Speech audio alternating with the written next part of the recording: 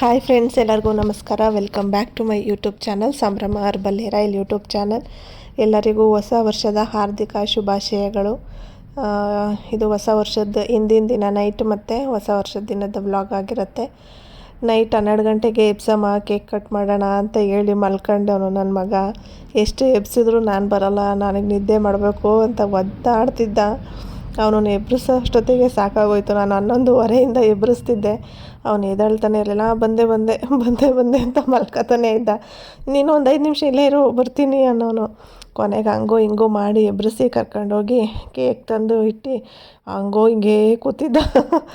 ಸರಿ ಕಟ್ ಮಾಡಪ್ಪ ಅಂತ ಅಂದೆ. ನಿಂದು ಬೇರೆ ಅಂತೇಳಿ ಕಟ್ ಮಾಡಿ ಯಾರಿಗೂ ತಿನ್ನಿಸ್ಲಿಲ್ಲ. ಅವ್ನು ತಿಂದ್ಬಿಟ್ಟು ಸೀದಾ ಹೋಗಿ ಮಲ್ಕೋತಾನೆ ಇದ್ದ. ಅವನಿಗೆ ಮಿಡ್ ನೈಟಲ್ಲೆಲ್ಲ ಎಬ್ಬರಿಸಿದ್ರೆ ಸಿಕ್ಕಾಪಟ್ಟೆ ಸಿಟ್ಟು ಬಂದ್ಬಿಡುತ್ತೆ. ನೋಡಿ ಈ ಥರ ಕಟ್ ಮಾಡ್ತಿದ್ದಾನೆ. ಕಟ್ಟೇ ಆಯ್ತಿಲ್ಲ ಕೇಕ್ ಅಂತಿದ್ದಾನೆ ಅವನು. ಅಷ್ಟು ಸಾಫ್ಟ್ ಇದೆ ಕೇಕು. ಅವನಿಗೆ ಸಿಟ್ಟಿಗೆ ಕಟ್ ಮಾಡೋಕ್ಕೆ ಆಯ್ತಿರಲಿಲ್ಲ. ಸೊ ಈ ಥರ ಎಲ್ಲ ಇದು ಕಟ್ ಮಾಡಿ ಅವನೇ ತಿಂದ್ಬಿಟ್ಟ. ಆಮೇಲೆ ನಾನು ಅಮ್ಮ ಇಬ್ಬರು ತಿಂದ್ವಿ. ತಿಂದು ಅಮ್ಮ ಆಗಲೇ ಎಲ್ಲರಿಗೂ ವಿಶ್ ಮಾಡ್ತಿದ್ರು ರಾತ್ರಿಯೇ. ನಾನು ನೈಟ್ ಯಾರಿಗೂ ಫೋನ್ ಮಾಡೋದು ಬೇಡ ಅಂಥೇಳಿ ಬೆಳಗ್ಗೆ ಫೋನ್ ಮಾಡೋಣ ಅಂತ ಸುಮ್ಮನಾದೆ.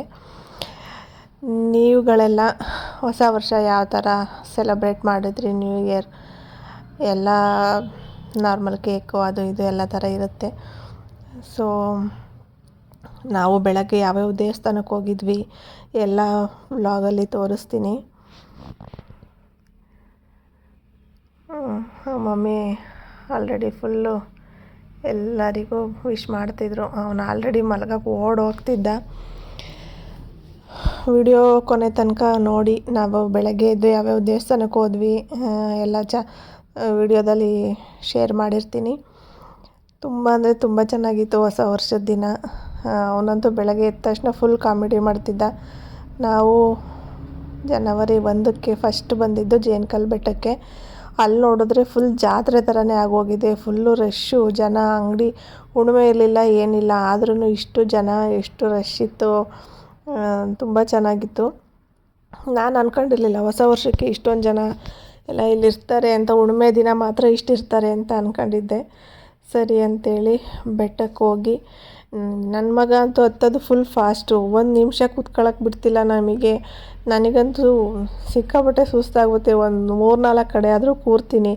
ಅವನಿಲ್ಲ, ಕೂತ್ಕೊಬೇಡ, ಟೈಮ್ ಆಗುತ್ತೆ ಅಂತ ಹೇಳಿ ಕೂತ್ಕೊಳ್ಳೋಕ್ಕೆ ಬಿಡಲಿಲ್ಲ. ಈ ಸತಿ ಅಂತೂ ಬೇಗನೆ ಬೆಟ್ಟ ಹತ್ತಿದ್ವಿ. ಅಲ್ಲೂ ಅಷ್ಟೇ ಜಾಸ್ತಿ ಜನ ಇದ್ದರು. ಆದರೂ ದರ್ಶನ ಎಲ್ಲ ತುಂಬ ಚೆನ್ನಾಗಾಯಿತು. ಅಲಂಕಾರ ಅಂತೂ ಪಾದಗಳಿಗೆ ಅಷ್ಟು ಚೆನ್ನಾಗಿ ಮಾಡಿದರು.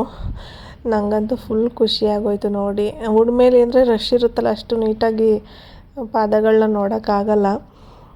ಹೊಸ ವರ್ಷದ ದಿನ ಅಂತೂ ಅಲಂಕಾರ ಮಾಡಿದ್ದಾಗಿರ್ಬೋದು, ಅಲ್ಲಿ ಅರ್ಚಕರು ಪೂಜೆ ಮಾಡಿಕೊಟ್ಟಿದ್ದು ಎಲ್ಲ ತುಂಬ ಚೆನ್ನಾಗಿತ್ತು.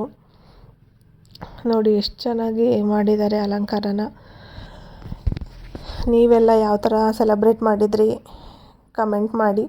ಅಲ್ಲಿಂದ ನಾವು ಹೋಗಿದ್ದು ಶಿವಾಲಯಕ್ಕೆ. ನಮ್ಮ ಅಮ್ಮನೂರು ಅರಸೀಕೆರೆನೇ. ಸೊ ಅವ್ರು ಯಾವಾಗಲೂ ಹೋಗ್ತಿರೋರಂತೆ.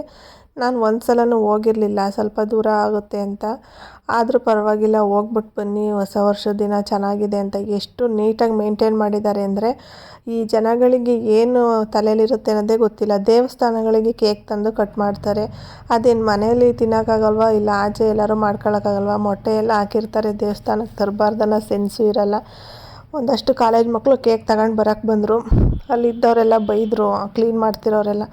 ಕೇಕ್ ತರೋದಾದರೆ ಒಳಗಡೆ ಬರಲೇಬೇಡಿ ಅಂತ, ಮತ್ತು ವೀಡಿಯೋಸು ಅಲೋ ಇಲ್ಲ ಅಂತ ಸ್ಟ್ರಿಕ್ಟಾಗಿ ಹೇಳ್ಬಿಟ್ರು. ಸೊ ಅಲ್ಲಿಂದ ರಾಘವೇಂದ್ರ ಮಠಕ್ಕೆ ಹೋದೆ. ಅಲ್ಲಿ ರಾಯರ ದರ್ಶನ ಅಂತೂ ತುಂಬ ಚೆನ್ನಾಗಾಯಿತು. ಇದು